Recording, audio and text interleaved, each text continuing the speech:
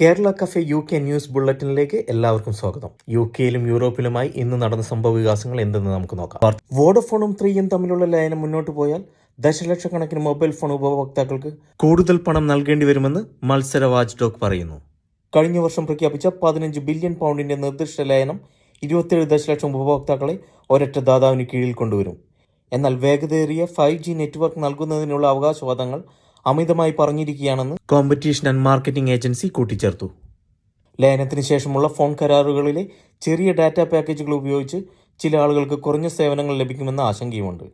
ചാരവൃത്തിയും അട്ടിമറിയും ആരോപിച്ച് 6 ബ്രിട്ടീഷ് നയതന്ത്രജ്ഞരെ റഷ്യയിൽ നിന്ന് പുറത്താക്കി. റഷ്യക്കെതിരെ ഉക്രൈന് മിസൈലുകൾ ഉപയോഗിക്കാൻ അനുമതി നൽകണമോ എന്ന് തീരുമാനിക്കാൻ UK-US നേതാക്കൾ വാഷിംഗ്ടണിൽ യോഗം ചേരുന്നതിനിടെയാണിത്. എന്നാൽ UK വിദേശകാര്യ ഓഫീസ് വക്താവ് റഷ്യയുടെ അവകാശവാദങ്ങളെ തികച്ചും അടിസ്ഥാനരഹിതമെന്നാണ് വിശേഷിപ്പിച്ചത്. റഷ്യക്കെതിരെ പാശ്ചാത്യ രാജ്യങ്ങൾ വിതരണം ചെയ്യുന്ന ദീർഘദൂര മിസൈലുകൾ ഉപയോഗിക്കാനുള്ള അനുമതി ഉക്രൈന് നൽകുന്നതിനെതിരെ റഷ്യൻ പ്രസിഡന്റ് വ്ളാഡിമിർ പുടിൻ മുന്നറിയിപ്പ് നൽകിയതിനു പിന്നാലെയാണ് പുറത്താക്കൽ വാർത്ത വന്നത്. US-ലേക്കുള്ള യാത്രാമധ്യേ വിമാനത്തിൽ വെച്ച് ബ്രിട്ടൻ റഷ്യയുമായി ഒരു സംഘർഷത്തിനും ശ്രമിച്ചിട്ടില്ലെന്ന് ബ്രിട്ടീഷ് പ്രധാനമന്ത്രി സർ കെയ്ർ സ്റ്റാമർ പറഞ്ഞു.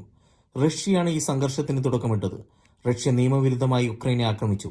റഷ്യക്ക് ഈ സംഘർഷം ഉടൻ അവസാനിപ്പിക്കാനാകും. ഉക്രൈന് സ്വയം പ്രതിരോധിക്കാനുള്ള അവകാശമുണ്ട്. ഉക്രൈനിന്റെ സ്വയം പ്രതിരോധത്തിനുള്ള അവകാശത്തെ ഞങ്ങൾ പൂർണ്ണമായി പിന്തുണയ്ക്കുമെന്നും സർ കെയ്ർ സ്റ്റാമർ പറഞ്ഞു. വാർത്തകൾ കാണുന്നതോടൊപ്പം തന്നെ ചാനൽ ദയവായി സബ്സ്ക്രൈബ് ചെയ്യുക. സ്വകാര്യ സ്കൂളുകളിൽ നിന്ന് 10% വിദ്യാർത്ഥികൾ കൂടുതൽ എടുക്കരുതെന്ന് പ്രമുഖ സർവകലാശാലകളോട് ആവശ്യപ്പെട്ടു. ഓക്സ്ഫോർഡ്, കേംബ്രിഡ്ജ് പോലെയുള്ള സർവകലാശാലകളിൽ പഠിക്കുന്ന സ്വകാര്യ സ്കൂൾ വിദ്യാർത്ഥികളുടെ എണ്ണം കർശനമായി പരിമിതപ്പെടുത്തുന്നത് UKയിലെ സാമൂഹ്യ ചലനാത്മകത വർദ്ധിപ്പിക്കുന്നതിനും എലൈറ്റ് പ്രൊഫഷനുകളിലേക്കുള്ള പ്രവേശനം മെച്ചപ്പെടുത്തുന്നതിനും ആവശ്യമായ സമൂലമായ നീക്കമാണെന്നാണ് ലണ്ടൻ സ്കൂൾ ഓഫ് എക്കണോമിക്സിലെ സോഷ്യോളജി പ്രൊഫസർമാരായ ആരോൺ റീവ്സും സാം ഫ്രീഡ്മാനും തങ്ങളുടെ പുതിയ പുസ്തകത്തിലൂടെ വാദിക്കുന്നത്. ഈഡൻ, വിഞ്ചസ്റ്റർ തുടങ്ങിയ പ്രശസ്തമായ സ്വകാര്യ സ്കൂളിൽ നിന്നുള്ള വിദ്യാർത്ഥികൾ ഓക്സ്ഫോർഡ്, കേംബ്രിഡ്ജ് മുതലായ റസൽ ഗ്രൂപ്പ് യൂണിവേഴ്സിറ്റികളിൽ ആനുപാതികമല്ലാത്ത പിടുത്തം നിലനിർത്തുന്നതായി ഇവർ വാദിക്കുന്നു. ഈ പ്രമുഖ യൂണിവേഴ്സിറ്റികളിൽ 30%-ലധികം വിദ്യാർത്ഥികൾ വരുന്നത് UKയിലെ പ്രമുഖ സ്വകാര്യ സ്കൂളുകളിൽ നിന്നാണ്. ഇവരുടെ അനുപാതം 10% കുറയ്ക്കണമെന്നാണ് പ്രൊഫസർമാരുടെ വാദം. സ്വകാര്യ സ്കൂളുകളിലും പിന്നീട് എലൈറ്റ് കോളേജുകളിലും പഠിച്ച് UKയിലെ ഉന്നത സ്ഥാനമാനങ്ങളിലെത്തുന്നവരുടെ എണ്ണം 52%-ആണെന്നാണ് ഇവർ വാദിക്കുന്നത്. ഈ വ്യത്യാസം നികത്തുന്നതിനായി സമൂഹത്തിലെ വിശാല വിഭാഗങ്ങൾക്കായി ഈ യൂണിവേഴ്സിറ്റികൾ കൂടുതൽ സീറ്റുകൾ തുറന്നു കൊടുക്കണമെന്നാണ് ഇവർ വാദിക്കുന്നത്.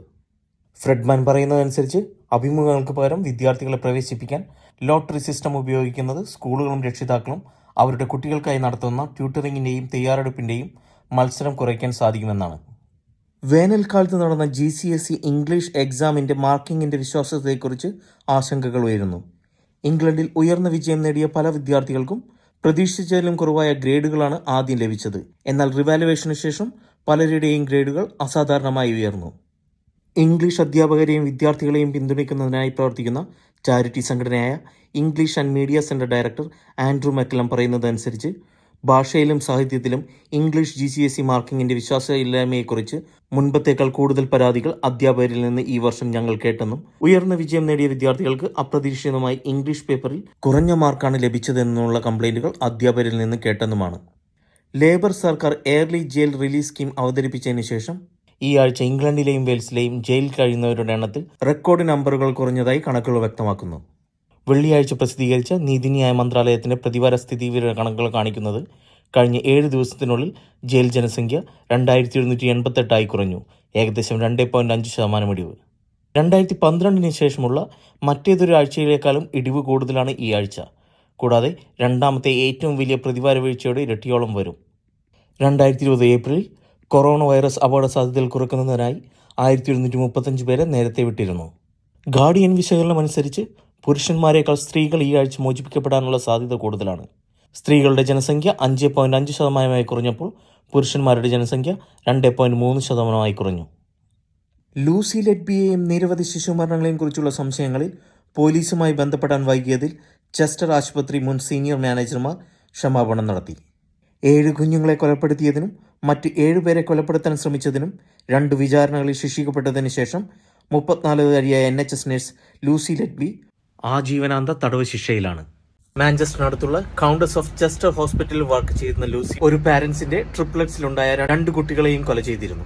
7 കുട്ടികളും കൊല്ലപ്പെടുന്ന ദിവസങ്ങളിലെ ഷിഫ്റ്റുകളിൽ ലൂസി ലെഡ്ബി വർക്ക് ചെയ്തിരുന്നതായി ഹോസ്പിറ്റൽ എൻക്വയറി ടീം കണ്ടെത്തിയിരുന്നു. എന്നിരുന്നാലും 1 വർഷത്തിന് ശേഷമാണ് ഈ കേസ് പോലീസിന് കൈമാറിയത്. മറ്റു സ്റ്റാഫുകൾ ബ്രേക്കിന് പോയ സമയത്തായിരുന്നു ലെഡ്ബി തന്റെ ക്രൂരകൃത്യം നടപ്പാക്കിയിരുന്നത്. തനിക്ക് ഇൻഫാക്ച്വേഷൻ തോന്നിയ ഒരു ഡോക്ടറുടെ സ്നേഹവും സഹതാപവും നേടാൻ വേണ്ടിയിട്ടാണ് ലെഡ്ബി ഈ ക്രൂരകൃത്യം ചെയ്തതെന്നാണ് പ്രോസിക്യൂഷന്റെ ഒരു വാദം.